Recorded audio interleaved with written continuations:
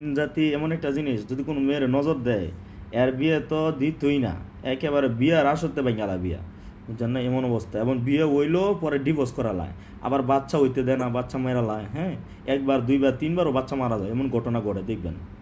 তিনবার পর্যন্ত বাচ্চা মেরা লায়, ঠিক আছে। আর মেডিকেলের রিপোর্টে কোনো পায় না, যে মেডিকেল করে ঠিক পায় না, কারণ জিনটা তো এটা মেডিকেলে উঠে না, মেডিকেলে ধরা। যেমন আপনার দিকে বসাইছে এখন এক্স রে রিপোর্টের মতো ধরা পড়ছে, ঠিক আছে। কই কই সমস্যা, এটা আমাদের এলো এটা এক্স রে, ডাক্তারের যেমন একটা এক্স রে রিপোর্ট আছে, এটা আমাদেরও এটা এক্স রে। হাজিরাত করলে সব ধরা খায়, কোনো কি কারণে কইতে আইছে। দেখেন আপনার কন্তে নজর দিছে, এটা বলে দিছে না আম গাছের নাকি কন্তে নাকি বলছে।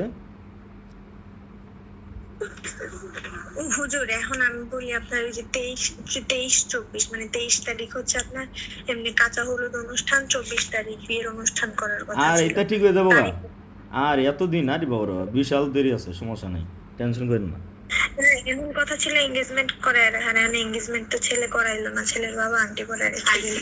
ছেলে আসছিল করাইতে, সেই আসার থেকে মানে আগের দিন রাত্রে আসছে, ধরেন আজকে রাত্রে আসছে 10টার দিকে এসে সারা রাত থাকছে। আমরা সুন্দর সুন্দর কথা টথা কইছে, মাঝে মধ্যে একটু তেরং মেরং মারছে আমার সাথে, মারার পরও আমি কিছু বলি নাই।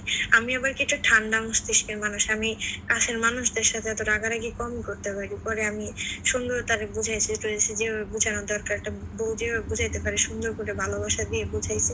আবার ঠান্ডা হয়েছে, ঠান্ডা হওয়ার পরে সুন্দর করে কথাবার্তা বললাম। আমরা সারা রাত প্রায় 3টা-4টা পর্যন্ত গল্প টল্প করে, পরে সকালবেলায় 8টার দিকে গিয়ে ঘুম থেকে ডাক দিছে, তখনও ভালো করে কথা বলতেছে। কথাবার্তা বলার পরে 9টা-10টার দিক দিয়ে আবার তেরং মেরে গেছে টাকা, এই যে গেছে। আর তারপরও 2 দিন আমার সাথে কথা বলছে, মিথ্যা কথা বলবো না, 2 দিন 1-2 দিন কথা বলছে তেরং মারি, যে তোমার সাথে আমি সংসার করবো না, এই সেই তুমি আমার কল দিবি না। পরে যেটা সত্যি কথা, হ্যাঁ ওই সাপটা দেখার পর দিন থেকেই আমার কল সে আর ধরে না। মিথ্যা বলার কিছু নেই, ওই জি সাপটা জি, দেখার পর দিন থেকেই সে আমার কল আর ধরে না। এই সাপটা জিন, দেখেন না, এ দেখছে, আপনি তো শুধু সাপ দেখছেন, আর এর কিন্তু সুরুত দেখছে পুরা, ঠিক আছে, পুরা সুরুত দেখছে। তো দীপ্ত কিন্তু পুরা সুরুত দেখছে।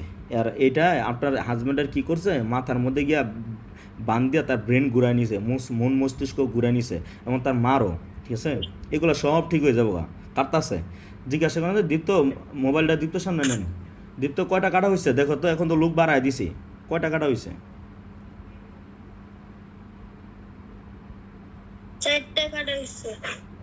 4টা কাটা হয়েছে, আচ্ছা ঠিক আছে ভাই, আমি মনে হয় এটা একটু দেরি হইব, সমস্যা নাই, কাটো, ঠিক আছে, কাটাতেও দীপ্ত চোখ বন্ধ রাখবো। হ্যাঁ, আমি আবার 10 মিনিট পরে কল দিতেছি, কারণ একটু দেরি হইব, ঠিক আছে।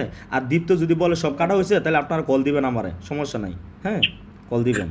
দীপ্তরে খালি জিগাবেন কতক্ষণ পরে পরে কাটা হয়েছে, খালি এটা জিগাবেন। তারপরে আপনার হাজব্যান্ডের কাটা হইলে তারপরে বলেন তার মার কাটার জন্য, আপনার কাটার জন্য, মোটামুটি দেরি নিব, একটু সময় নিব, ঠিক আছে। ওকে, সালামু আলাইকুম।